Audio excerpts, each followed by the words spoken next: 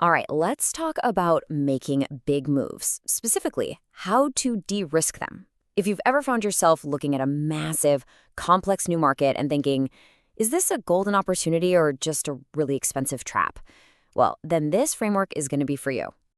And boom, right there, that's the core of the issue. It's so easy to see a huge population or a fast-growing GDP and just get starstruck. But this quote absolutely nails it. An attractive market is not the same thing as a market where your business can actually win. Confusing those two? Well, that's probably the #1 reason for so many costly international failures. You see, that confusion leads you straight into what we can call the emerging market trap.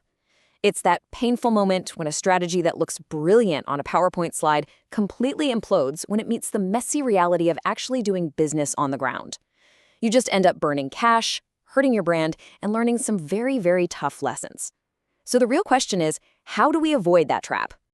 Well, you do it by using a smarter system. And the system we're talking about today is called the eMERGE framework.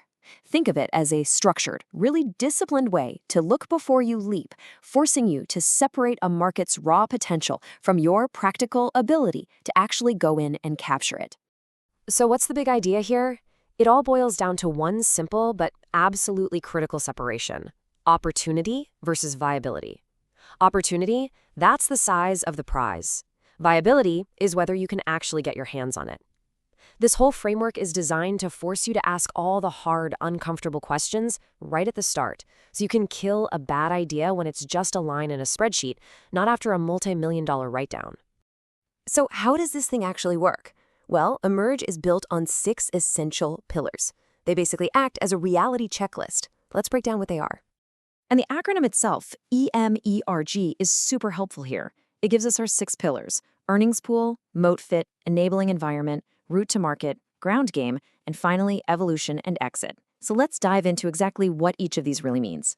First up, E for earnings pool. Now listen, this is not about the country's GDP, okay? This is about your specific product or service. Who is actually going to open their wallet for it? How much are they willing to pay? Is this something they desperately need, or is it just a nice to have they'll drop the second the economy gets a little shaky? This is all about finding the real, addressable value, not some fantasy number. Next, we have M for moat fit. Okay, so there's a market. Great. But can you win it? What is your genuine unfair advantage? And you have to assume that local competitors will copy you, and they'll do it fast. So you've got to ask that really tough question. Why on earth would a customer switch from a familiar, good enough local option to you? The second E stands for enabling environment. And this one is a biggie. It's all about that gap between the law on paper and, well, what actually happens in practice. Are your contracts going to be enforced? Could regulations just change overnight and wreck your business model? This pillar forces you to look at the real political and institutional landscape, not just the glossy brochure they hand out to investors. Then we get to R for route to market. You know, a lot of ventures and emerging markets aren't really products games. They're distribution games in disguise. It doesn't matter one bit how amazing your product is if you can't get it to customers efficiently and, just as important, get paid for it reliably. This is all about the practical, nitty-gritty mechanics of sales, delivery, and collecting the cash. All right, G is for ground game, and this is where, as they say, great strategy goes to die. Can your operations actually handle the local infrastructure? Can you find and, more importantly, keep the right people? And the big one, can you do all of that while staying compliant? Operational excellence is never a given. It's something you have to honestly assess. And finally, the last E, evolution and exit. It is so tempting to just plan for entry and success, right? But what's the real plan for scaling? And, maybe even more importantly, what's the plan if things go south? You absolutely have to know your exit options and your stop rules, those triggers that tell you it's time to pull back, before you ever put a dollar in. Okay, so we've got these 6 pillars. We've thought about them, we've assessed them. But now what? How do we actually turn all of that analysis into a clear, decisive strategy? Well, that's the next part. And this is where the framework gets really elegant. We don't just look at the 6 pillars in a long list, we group them into 2 key scores. The first 3, earnings pool, moat fit, and route to market, they combine to give you an opportunity score. That's the size of the prize. The second 3, enabling environment, ground game, and evolution/exit, They give you a viability score, and that's all about your ability to execute. But wait, there's this brilliant little twist. Because let's be real, the data you get in these markets can be sketchy at best, right? So you don't just score each pillar, you also apply a confidence factor. If your data is rock solid, you multiply by 1. If it's a bit shaky, you haircut it down to 0.7. And if it's basically an educated guess, you multiply by 0.4. This is so clever because it stops you from treating gut feelings as if they were hard facts. And all of that work, it brings us right here, to the payoff. A simple 2x2 decision map.